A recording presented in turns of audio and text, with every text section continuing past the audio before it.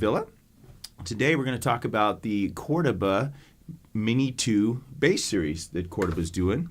Wonderful little tiny acoustic basses. The thing that's really cool about these is the scale length is actually 22 7/8, which still works great with standard E tuning, and really nice,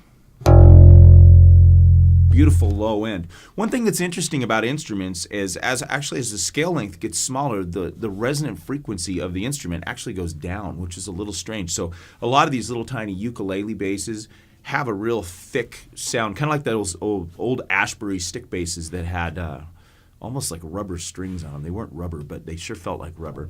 These strings are actually nylon strings with a phosphor bronze core, which is something you're seeing a lot now on all these different acoustic basses that everyone's doing.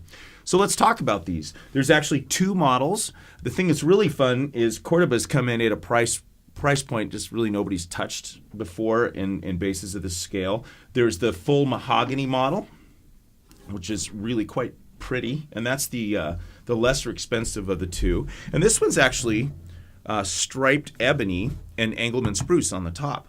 So Cordoba's also put together a really great, they call it the MB103 pickup system for this instrument, and it's pretty simple. You have a built-in tuner. Let's see. Yes, they both have built-in tuners. Thought I should check that. 3-band EQ, a volume, and a phase switch. So it's really, really simple. Great for packing around and taking with you. Acoustically, you know,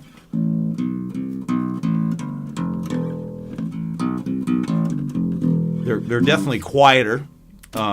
I always say you can't be too loud unless you plug in anyway, so I'm always happy to plug instruments in. But again, that resonant frequency really helps with the low end. Really wonderful. They're comfortable to play. Really should come in and check them out. I think they're absolutely wonderful. So there you go. There you have it.